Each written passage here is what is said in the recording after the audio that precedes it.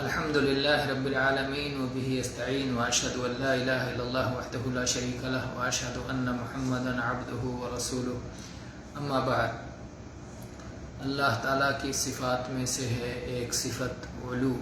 اوپر ہونا، بلند ہونا، اونچا ہونا، اور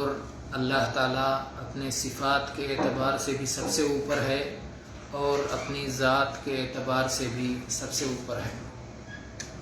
اپنی ذات کے اعتبار سے بھی اللہ تعالیٰ سب سے اوپر ہے، اور اللہ تعالیٰ اپنی ذات کے اعتبار سے سب سے اوپر ہے، اس کے بے شمار دلائل ہیں اللہ کی کتاب میں، اللہ کے نبی صلی اللہ علیہ وسلم کی صحیح احادیث میں، اور قسم قسم سے اس معنی پر دلالت کرتے ہیں۔ ایک صورت تو یہ ہے، دلائل کے انواع کی ایک نوع یہ ہے کہ اللہ تعالیٰ نے لفظ فوقیت کو جو ظاہر کرتا ہے، اوپر ہونے کو ظاہر کرتا ہے، اور من جو فوقیت ذات کو متعین کرتا ہے، اس کے ذریعے سے اللہ نے اسے بیان فرمایا۔ چنانچہ سورہ نحل کی آیت نمبر 50 میں اللہ تعالیٰ نے فرمایا یخافون ربہم من فوقہم، اہل ایمان اپنے رب سے ڈرتے ہیں جو ان کے اوپر ہے۔ تو یہاں فوقیت کو، رب کی فوقیت کو من کے ذریعے سے بیان کیا، گویا اس میں صراحت ہے اللہ تعالیٰ کے اوپر ہونے کی۔ اسی طرح سے اللہ تعالیٰ کی مطلق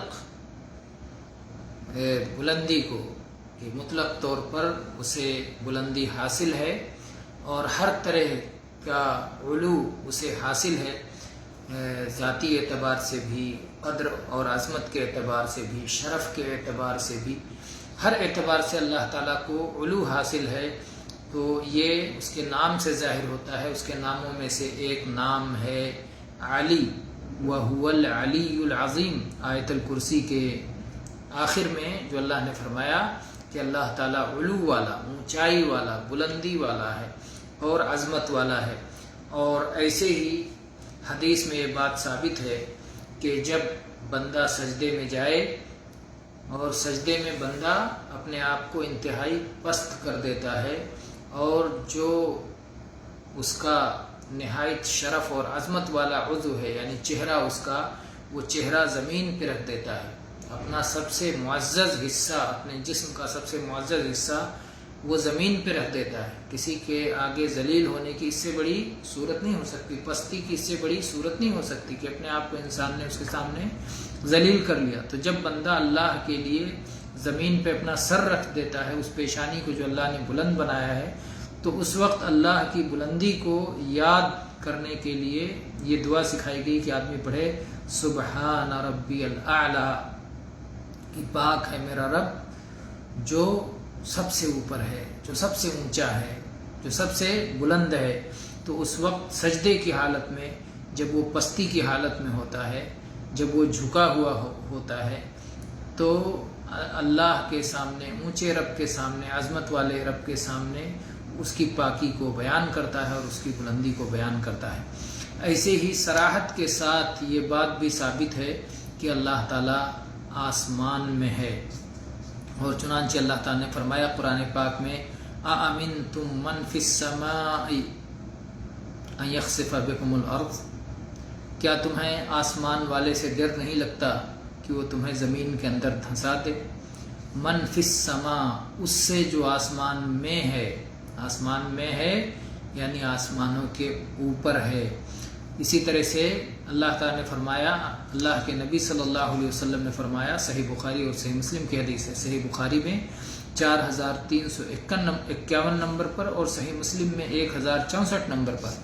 الا تأمنونی وانا امین من فی السماء، کیا تم میری امانت داری پر شک کرتے ہو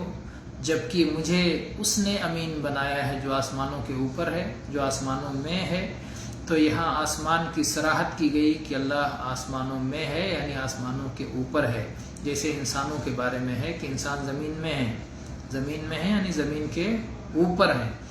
تو فی اعلیٰ کے معنی میں عربی میں آتا ہے۔ تو اس سے بھی معلوم ہوتا ہے کہ اللہ تعالیٰ اوپر ہے۔ آج ہم ان 3 دلائل پر اکتفا کرتے ہیں، انشاءاللہ